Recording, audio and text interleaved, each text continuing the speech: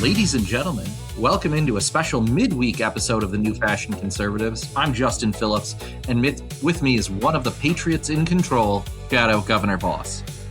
Robin Voss's strongest soldier. And it's been our plan for a while now to maybe go to more than once a week, and this week has already been busy enough that we wanted to get something out there. So, Shadow Gov, we got to lead off with probably the most unsurprising news. But on Monday, Missy Hughes did the inevitable. Even though I predicted she would be higher in the straw poll, she was not, and she suspended her campaign for governor and endorsed Sarah Rodriguez. The announcement came days after she finished last in the Democratic straw poll convention with just 10 votes. She entered the race with the lowest name ID probable, and her message was stubbornly focused on kitchen table issues and cross-aisle cooperation in a primary electorate that demands ideological purity and far-left progressivism. Well, I'm sure that everyone is shaking in their boots now that she's endorsed Sarah Rodriguez. Those 10 people from convention that voted for Missy Hughes are now going to vote for Sarah. And there's not even a guarantee that they all vote for Sarah. So what? She can maybe count on 7 of the 10 maybe to vote for Sarah. So it's the biggest news with the least impact. Yes. Yeah. Dan O'Donnell put out a nice little video about this. And I won't plagiarize from him, but he's correct. This is kind of, and I know that there is kind of a thought that maybe the Democrats are coalescing around a candidate.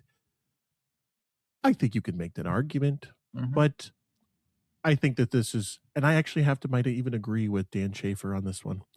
I think this is just kind of the inevitability of someone who was polling last and who I thought maybe had some potential to maybe not be last, maybe like 6th, maybe even 5th. But just kind of a disappointing showing at convention and probably matches her polling data. And she was looking for one more talking point to kind of justify her staying in the race, or at least to her donors. And so she's gracefully exiting and probably what I'm curious about is how much money is she going to sit on? And can she leave that in her account for, I don't know, some other political future if she would like? You know, as someone who used to work at WEDC when she was the CEO, I remember casually mentioning to her that she would be a formidable candidate against DVO. And I thought her window was actually 2024. But, you know, as someone, she was not part of the Madison crowd. She wasn't part of the Milwaukee crowd, being from that western rural Wisconsin, and her dairy background and economic development background. You know, she leaned heavily on that in the messaging. And I wrote a piece as well for the Heartland Post that led off saying that if this was 1998, Missy Hughes would be a great candidate. But the party has moved so far left that, you know, her best moment came when she stood alone on the field of the Democrats and embraced the bipartisan surplus deal with the tax relief and special education funding. One that, you know, she triangulated or saw that it had near 80% support in the Marquette Law poll, and she thought she could piggyback that to gain a bit more support, but didn't really land with voters. Yeah, I mean, we've said this numerous times, so it's no surprise. But yeah, Missy just wasn't built for it. I mean, she's running. But I think, unfortunately, you gave her better advice than probably her consultants did, and that running for Congress might be a better option for her. Yeah. Now, I hope she doesn't. I hope she, you know what? Right. What probably is going to happen, and I'm being a little facetious, of course, God forbid Sarah Rodriguez becomes a Democrat nominee and becomes governor. What do you think Sarah promised her to drop out, you know? Well, it's certainly not to go back to WEDC. I was going to say that. I was going to say that. She's just going to go back to her old job. I mean, it's entirely plausible. It's entirely plausible, but I think if you're Missy, or if I'm Missy in that position, I'm thinking at least DAT cap, maybe DNR. I think DAT cap, you know, still has a touch of economic development. It's more important or more impactful than WEDA, the Housing and Economic Development Authority. And maybe she became friendly with her on the campaign trail and thinks like she's close enough that she could get DOA. Hmm. You know, I mean, I'm being a little facetious just because I think it would be funny if that no, she's she WEDC director, she drops that to run for governor, and then she just she ends up in goes the right same back. spot. Yeah, it goes Well, I right think back. I'm with you that I hope that we don't have a situation where we have Lieutenant Governor Sarah Rodriguez as the governor. But I think, yeah, that endorsement from Missy came with a string attached. Yeah, and but unfortunately, I know Sarah's spinning this as some great coalescence or the coalition is growing, Yep. which any good campaign would do the same thing. I would do the same thing. Mm-hmm. But it's really hard to market it as like some great accomplishment when, Missy just didn't really have that much of a constituency. So, of course, Sarah's shameless and will use it to the full extent, again, like Mm-hmm. any good politician would. But this really doesn't amount to anything. So, you want to do power rankings of who's who? Like, it doesn't really change. So no, I agree with you. I think there's a very little impact from Missy leaving the race. I think the only thing it does is it shrinks the field from 7 to 6. Yep. The dynamics are still there. I think it just proves that the moderate lane is pretty much closed off in the modern Democrat Party. Mhm. So yeah, I think that's about all we need to say about Missy now that she's out. She's going to be more so remembered as just an also ran than someone who actually made an impact in the race. And Shadow Gov, then I'll ask, even with Sarah Rodriguez claiming this momentum, she comes out of Dem convention, she wins the straw poll, she starts to get the message. The messaging is out for her amongst the left media, who say, well, this is her momentum. Now it's her time, and everyone needs to coalesce around her to stop Francesca Hong from, torpedoing our chances for the governor. Shadow Gov, what are your midweek, end of June power rankings for governor? Well, it's pretty boring, which is why I usually don't give them unless something changes. Mm-hmm. I don't really have anything different other than Francesca Hong, Mandela Barnes, Sarah Rodriguez, Kelda Royce, Crowley, and then Joel Brennan. Okay, you put Kelda and Brennan down at the bottom. Crowley and Brennan at the bottom, although I think there's a greater chance that Crowley drops out than Brennan. Mm-hmm. Yeah. I think that's the only wrinkle. I think everything else is pretty much chalk. It's hasn't changed. So, and even with Mandela losing the straw poll or finishing 6th in the straw poll by so much, he still has right now that name ID. And yeah, I don't have a data point. There's no other data point, which would be the fundraising. That's the big thing that we're kind of waiting for, because it's at the time of recording, it's 623. As go out tomorrow, 624. We still got a few weeks till the financial disclosures on, see how much everyone's raised, and then we'll have the debate. So there will be a lot of movement probably next month. But until then, okay, Mandela's got a few ads out. It's going okay. Nothing's really changed other than his horrific polling, at Dem convention. But you can spin that. I mean, he did. These candidates, they're going to spin it in any way they want to. So this doesn't affect anything. We just got to wait till July, which I hate waiting, but July is going to be fun. Okay. Yeah. Well, we've got that July, and then we got a ton of Democrat stuff. We've got that debate live stream scheduled. We're going to be doing some stuff for that. I think it'll be pretty cool. But before we get to that debate, Wisdom had a gubernatorial candidate forum on Monday night, and it included 6 of the remaining Dem candidates, 1 minor Republican candidate, and the Dems really came out with some crazy. And Shadow Gov, I don't know which one you want to get into first, whether it was Francesca Hong calling for, doubling down on abolishing ICE, describing the agency as fascism, whether she said, talked about illegal immigrants and what the state needs to be giving them. So Shadow Gov, you want to take it away? Well, I think we all know what I'm going to lead off with first. And it happens to be illegal immigrants or illegal foreign nationals, as I call them. So, first of all, whoever decided that the Democrats, these forums, just they have like little, like they're bidding on something. Oh yeah, the little yes or paddles. no. Very nice. It makes for great ad material that we can just say illegal aliens get driver's licenses or in-state tuition. Yes, with their face. I mean, you can't. Fantastic. I love it. And every Democrat went up there and said, "Yep, we want to give those illegals driver's licenses and in-state tuition for illegal immigrants," which is insane. We've talked about this story multiple times about the lady that crossed the street, or sorry, was drunk driving and was hit a man and a woman, killed both of them from Minnesota, but it was in Dane County. Horrible. They were young situation. too. Yeah, they were like 19s or early 20s. So very horrible situation. And the Democrats are just like, yep, we want to give them licenses. And I understand that there's the argument about, oh, the dairy workers need to, and I can understand maybe that argument. However, I don't think that means that we should just allow people to give people these privileges that U.S. citizens and Wisconsinites enjoy. And it's just this constant, like, when do the normal average Wisconsinites who don't break the law, who don't do anything, who stick to themselves, who pay their taxes, they do everything right, and then we have to pay for people that aren't even supposed to be here in the first place. And then, if they commit crimes, then it's a whole nother thing.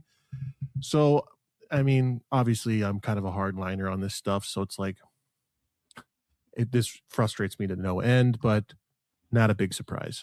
But that was just the kind of the top line for Hong was, of course, said that, we need to give driver's licenses to illegal immigrants and they need to get in-state tuition. But didn't she say something about like they need to get free car seats for their kids and like we need to have immigrant mechanics or something? Like she had some kind of teetered off a little into some oddball sort of comments about normalizing illegal immigration and having states support them.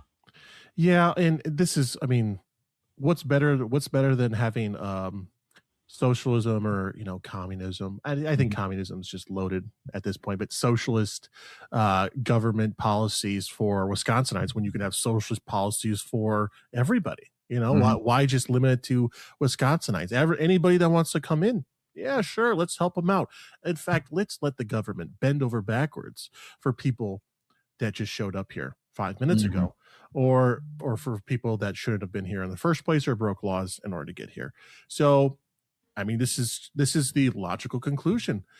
Just continuing to allow, favoring other people over Wisconsinites who, again, haven't committed any crimes, haven't done anything wrong, pay their taxes, they just want to live a normal life where they don't feel like they're being taken advantage of by the government. So, yeah, Francesca, this was wisdom. Definitely gave her an opportunity to shine. Yeah. One of the things we didn't mention at first, but the wisdom thing was the panel hosts were James Causey and Mary Spicuzza, who are just left-wing hacks for the Journal Sentinel. And I know like that sounds like we talk about everyone at the Journal Sentinel as a left-wing hack, but we're talking about, a race-baiting columnist and a terrible journalist in Mary Spicuzza. Like, we're not talking about their best. And of course they go out there and call themselves independent-minded journalists, and that's just bullshit. Well, and I don't want to get too distracted, of course, but I believe Mary Spicuzza was the journalist that put out an article about Juneteenth, where basically she said that Tom Tiffany and Will Martin, who is a black man, differed on Juneteenth, or how they split. And basically they cited Tom Tiffany's vote against making Juneteenth a federal holiday, which I don't think, but they framed it in a way, and of course it's paywalled, so everyone reads the title and that's all they care about. But everyone assumes that, okay, well, just because one person doesn't think that it should be a federal holiday, that means that they disagree with the entire concept. Like, I don't think anyone thinks that the emancipation of the slaves was a bad thing. Like, I don't think, like, we're not arguing that's singular. We're not Southern Democrats in 1880. No. And so, but they try to take this as a wedge issue, and then they turn into an article with this deceptive headline, and then they make it seem like Tom Tiffany is some radical, racist, and then of course this fuels into just, left wing social circles, social media just eats this stuff alive, and before you know it, it turns into an ad. So that's what we're dealing with this forum. So got off on a little bit of a tangent there. Yeah, no, but it was a good thing that Tom Tiffany, who I'm sure was invited, didn't go, because that would have just been a pile on Tom Tiffany instead of what it actually was, is allowing the far left candidates for governor to shoot themselves in the foot by, exposing how far left they are. And one of those things, like we kind of talked about, that goes along with all supporting illegal immigrants through government programs from cradle to grave, is that ICE should be abolished. And Francesca Hong said that ICE is an enforcer of fascism.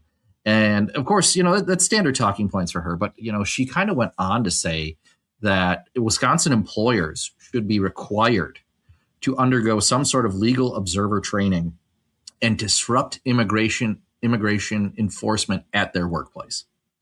This might be the most insane of the things. And this is just like politicians. I think all politicians probably do this. Like, there's just certain things that they know they can't probably say because it's politically unpopular, or it's just a political loser. This is one of those things that, like, pretty popular probably with the left, is to have normal people intervene with federal law enforcement because they think that nothing will happen to them. Right. And like, I'm just they'd have learned from Minnesota. Yeah, I'm just a privileged white person. I need to be saving brown bodies. This is like the tip of the iceberg crazy. Like, you just know that there is a mountain of stuff underneath that I just can't even begin to probably fathom, that we would have a Democrat basically openly government funded basically instruction of federal law enforcement. Like, are we just basically funding like we're funding Antifa? Yeah, I guess so. I guess the grandmas on the street protesting are now considered Antifa by their standard. But this is probably the most insane of the things. And of course, it's immigration, so I'm a little biased. But I don't think that they could actually do this in actuality. But the governor has a lot of leeway as the executive of the executive branch, and who knows what creativeness that they could concoct to make some of this stuff happen. Yeah, well, talking about crazy things that people concocted, it wasn't just Francesca who dominated this one. Mandela Barnes had a few of his own crazy things, including talking about his efforts to pressure utilities into shutting down coal-fired power plants, citing what he described as environmental impacts to Black and Brown communities and low-income families. So part of his, maybe it was that green energy czar that he was when he was lieutenant governor. He talked about, can claim that he was one who shut down coal-fired power plants. Yeah, and it's hilarious that his street cred on environmental justice was this fake commission that he was a part of as lieutenant governor. And when broached with the question of, like, what has it accomplished, he couldn't say anything. Similar to Mandela's little slip up this week, or maybe not a slip up, but maybe an omission by the fact that he hasn't read any books recently. I'm not saying that I have read a ton of books recently myself, but I could list you off a few books that I've been reading. It doesn't take you a minute to forget which book you read. Yeah, if you guys haven't seen that clip, I highly recommend you guys. Yeah, we should talk about that quick. What's the last book you've read? Common Good Constitutionalism. Okay. Adrian Vermeule. Probably a little controversial, especially with the legal crowd. Basically talking about it's a legal theory about, it's basically directly questioning like originalism, and maybe there's a different way to look at legal decisions. And again, I just don't necessarily subscribe to it. I just thought it was interesting. And what about you? It took a couple of seconds. So the latest one I read was American Original: The Life and Constitution of Supreme Court Justice Antonin Scalia. So it was a full Okay. bio of him. I think it came out a couple of years ago because it was written when he was still alive, and so Mm. it doesn't kind of end with his passing. Interesting book. I think it really kind of always kind of hammered home one point in every chapter, and that was uh, Scalia never pulled punches when he wrote his opinions, and then sometimes it actually drove some of his colleagues to the other side, and how when you have people like Justice Stevens and Justice Souter on the court, that sometimes means you go from the opinion to the dissent. But still, a great book to talk about someone who was incredibly intelligent and had a fiery wit, and even people like Sonia Sotomayor and I think it was Elena Kagan actually, and Ruth Bader Ginsburg, who praised his writing ability and his understanding of the Constitution, even though they disagreed with it. Well, look at us, just to find legal scholars. Just more able to answer a question on what book have you read recently than Mandela Barnes. Incredible work. Mm-hmm. Huge sidebar, but we're bringing it back in. Needless to say, Mandela Barnes basically saying coal power plants are racist, therefore they have to be shut down. Absolute crazy work. This might be the best Democrat forum that they've had, just by the pure content that they gave the unwashed masses. I mean, just incredible stuff happening for one of these forums that are usually kind of a snooze fest. Yeah, I think some other things to note. Mandela Barnes took a shot at Elon Musk, saying he's the source of a lot of our problems. But then again, Elon Musk is not the reason why toothpaste and shaving cream and razors are locked up at Walgreens, if Walgreens are even open in your area. True. So true. The other stuff, let's see here. Milwaukee County Executive David Crowley pushed for more school funding, standard stuff. Yeah, boilerplate from him. Kelda Roys took shots at President Trump. Boilerplate stuff. She also was out there praising Kilmar Abrego Garcia, which is not something I'd want to really double down on. I think it's also just like deep lore. Like how many, even for the Democrats, even if for the No Kings protesters, the Antifa crowd, the ones who are protesting ICE facilities, how many people are going to remember Maryland Man from last year? I mean, I bet you they remember Maryland Man, but I don't know if they remember Kilmar Albrego Garcia. Okay. But it seemed like a weird thing to kind of point to. And there's like Wisconsin cases that you could probably point to that are more relevant. But yeah, you got your favorite immigrant who's currently in El Salvador while renting out her duplex in West Allis. Yeah. She could have used that as an example, but apparently not. But she might get a new example here, considering I think they just arrested a lady in the Dells and her son.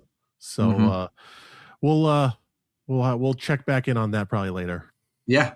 And so if you want to read more about what happened at the Wisdom Democrat Forum, you can read the Heartland Post for the top 5 craziest things said at the Wisdom Forum, as well as Liz Wolnick, who wrote the Wisdom Forum gave Wisconsin voters a warning. So 2 good pieces that really break it down. And if you really want to, you can go to the Facebook page and watch all soul-cleaving 90 minutes of the debate. But turning a little bit to some more fun news, Tom Tiffany released a new ad just recently. In his latest ad, he highlights 3 key struggles. Nearly 7 in 10 fourth graders are not reading at proficiency. Fewer than half of hospitals posting prices, and first-time home buying is reached a median age of 40. So overall, we think it's a good ad. Really kind of hitting home on some of the struggles that I think everyday Wisconsinites are feeling, whether you're a young person who is struggling to buy a home or just bought their home, or you're worried about your kids' reading skills when 70% are not reading at proficiency, and people are worried about hospital bills and price transparency. So, Shadow Gov, do you have any thoughts on the new ad?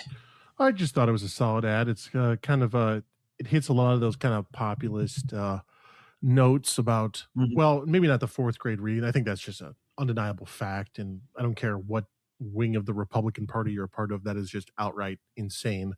But talking about hospital transparency, I think that's a huge one. I mean, who doesn't want to have more transparency on what is the hospital going to bill you. It's going to pull it 90%, and the other 10% are probably hospital execs. Exactly. Yeah, so like very popular messaging. The first time home buyers is a huge one.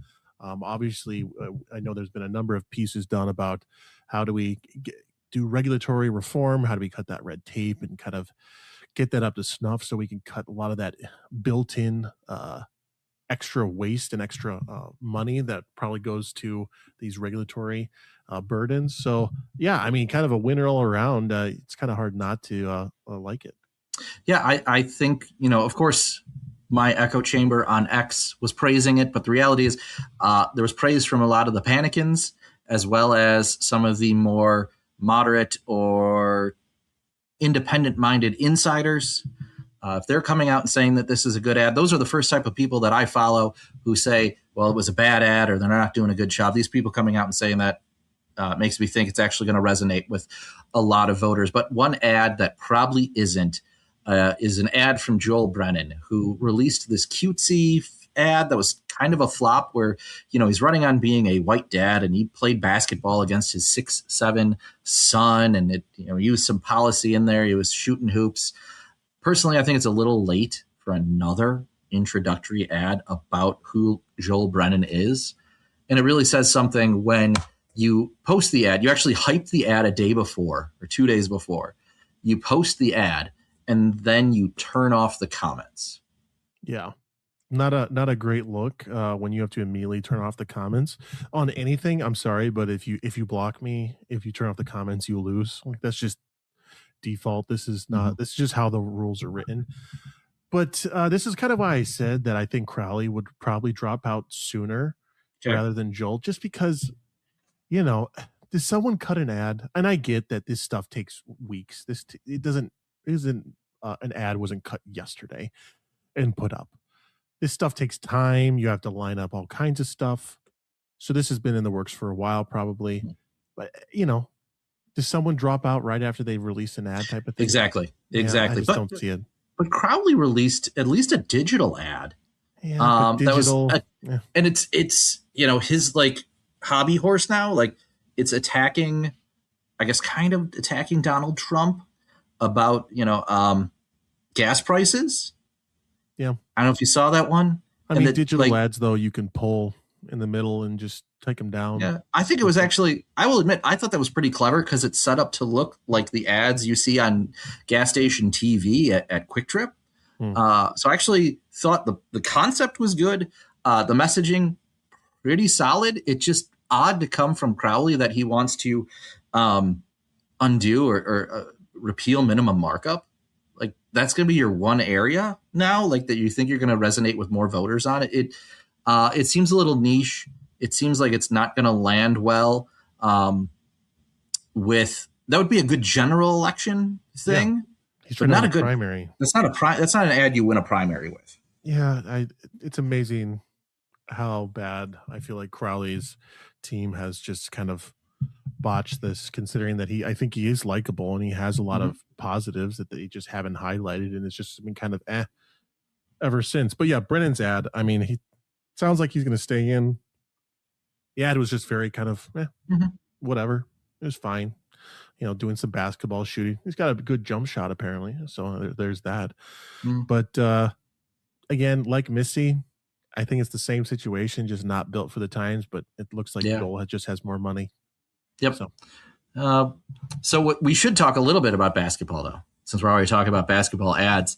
Giannis Antetokounmpo was traded to the Heat recently, and the NBA draft's going on, and the Bucks have picked 2 of their first-round picks, using one of the picks they got from the Heat in that trade, as well as sending Tyler Hero and a bunch of other players to Milwaukee. Tyler Hero being a Whitnall High School grad and Greenfield native, who I think is excited to be playing in Milwaukee. I know Francesca Hong put out a thing that she's not excited to have Tyler Hero on the team.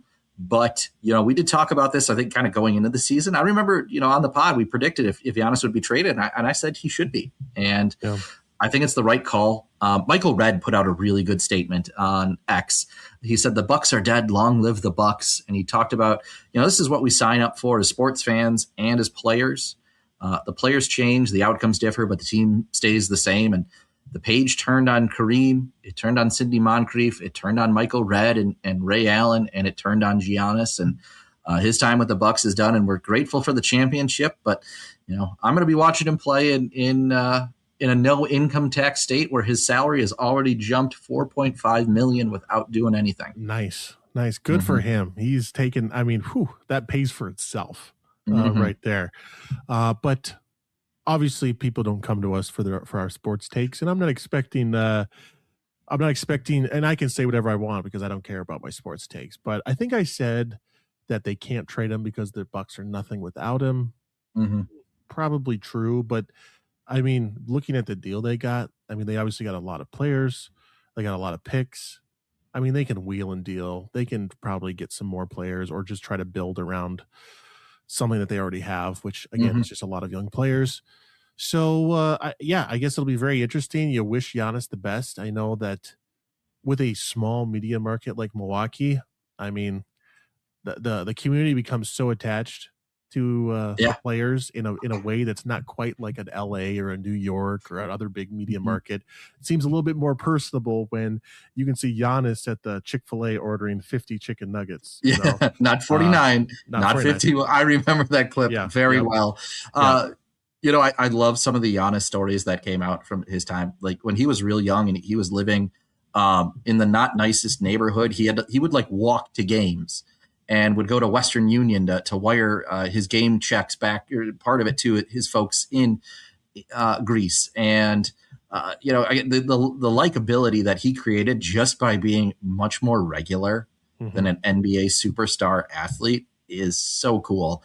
And really glad we had him on the team. I think we talk about him just because he saved the franchise. Oh yeah. Without Giannis, does the Pfizer Forum get built? Maybe not. It's not as the lock that it was. No. And then he brings a championship to the city. You have to appreciate that. And I think that while he's gone now, I think he's going to play 4-ish years in Miami, maybe scoot off to a different team for a season or two, but I think he'll end his career in Milwaukee. Yeah, that's probably a safe bet. So, best of luck to him. I guess, the Bucks are going to be wandering in the wilderness probably for a little bit, depending on what happens here in the short term. Hopefully we have an ownership group that is better than the very lean years under Herb Cole and can rebuild in a way that makes the team competitive for a long time, even if it's not necessarily a championship, but occasional Eastern Conference final or a semifinal should satisfy a lot of fans for a few years before they get anxious again. So with that, I want to thank everyone who's turning in. Let us know what you think of this midweek pod. If you're a fan, make sure to send us a message, text, email, DM, or via carrier pigeon so we know to keep it up. And of course, if you like what you hear, make sure to leave us that 5-star review on Apple or Spotify. It really does help, and we've got some great numbers there. And thank you to everyone who's doing it. But if you haven't, drop us that like, follow, subscribe, and if you want to drop us that review, we'd love to because we'll read it on air. If you want more of our content, check out what we're writing at the Heartland Post. If you want to learn more about us or have any questions, hit us up via email at newfashionpod@gmail.com. Find me at X at Justin E. Phillips. Find the Shadow Gov at Robin_Voss_Stan. Find the pod on Rumble, YouTube, Substack at New Fashion Conservatives, on X at New Fashion Pod. Have a great rest of your week.